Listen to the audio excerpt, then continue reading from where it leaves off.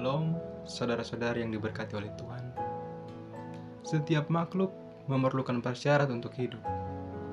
Burung memerlukan udara untuk terbang. Ikan memerlukan air untuk berenang. Pohon membutuhkan tanah untuk berakar. Demikian juga manusia memerlukan pengharapan untuk tetap hidup. Sebab tanpa pengharapan, ia tidak bisa bertahan untuk hidup.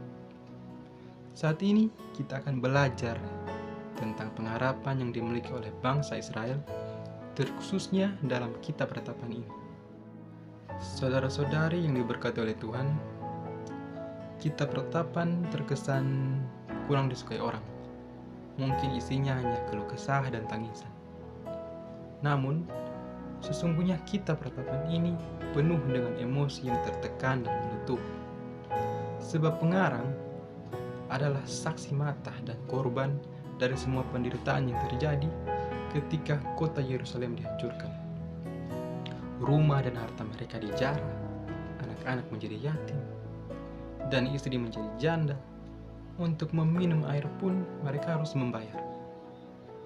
Hidup mereka tidak aman karena dikejar-kejar. Untuk mendapat makanan, mereka harus bergumul dengan maut. Gadis-gadis diperkosa, orang-orang tua dilecehkan, pemuda-pemuda harus memikul batu kilangan. Anak-anak harus terjatuh karena beratnya pikulan kayu.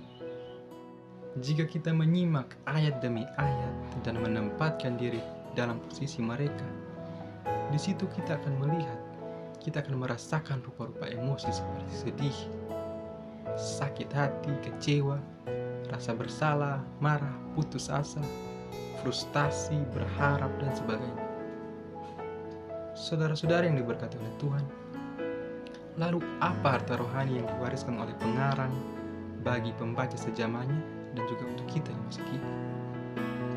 Mereka mengakui bahwa Yerusalem dan Bait Allah sudah hancur, padahal itu adalah simbol kehadiran Allah.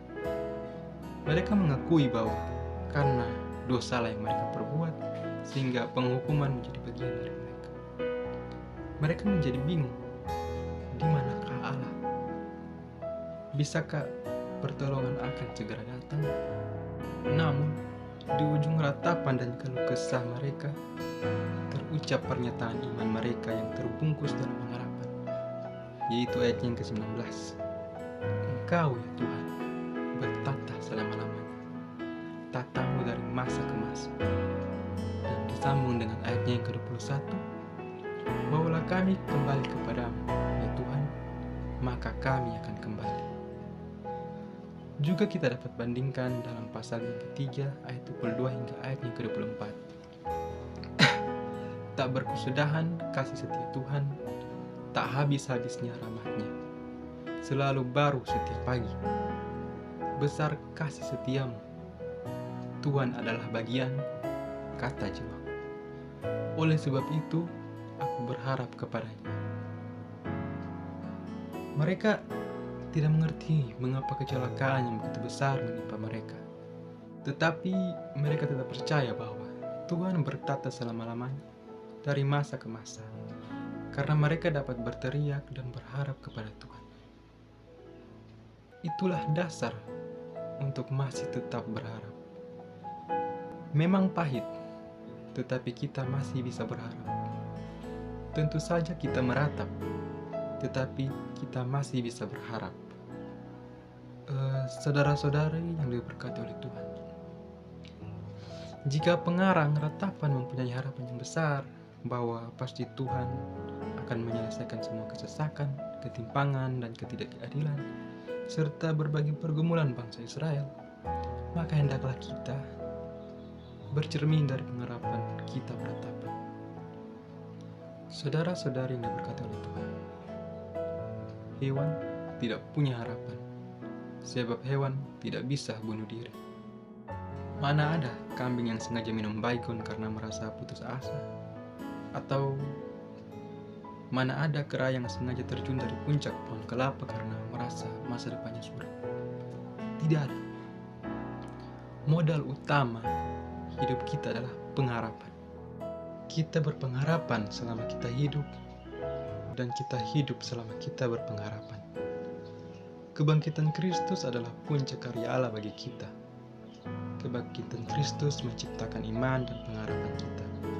Pengharapan inilah yang membuat kita bertahan ketika kita mengalami berbagai persoalan hidup, penyakit, musibah, kesulitan, dan ketidakpastian hidup. Berpengharapan adalah sikap positif, namun harus dibayar dengan harga mahal, yaitu gigih mempertahankan pengharapan itu, serta derita menunggu pengharapan itu. Saudara-saudari yang diberkati oleh Tuhan, ada satu ungkapan yang mengatakan bahwa penjara adalah rumah orang mati. Dalam hal ini bukan kehilangan nyawa, bukan, melainkan kehilangan pengharapan. Sebab seorang tahanan hanya bisa hidup jika ia bangkit dari kematian dan menjadi manusia yang berpengharapan. Karena seorang tahanan merindukan dan mendambakan keadaan yang baik dan mengupayakan agar dirinya dapat mewujudkan keadaan yang baik dalam hidupnya. Karena itu, saudara-saudari yang diberkati oleh Tuhan, marilah kita menaruh seluruh harapan kita pada Tuhan. Yakinkan hati kita bahwa Tuhan akan menyelesaikan semua persoalan kita jika kita datang kepadanya. Sebab apa jadinya hidup kita tanpa Tuhan? Jika kita menaruh harapan kita kepada Tuhan, maka Tuhan akan memberikan suatu fajar kehidupan yang baru.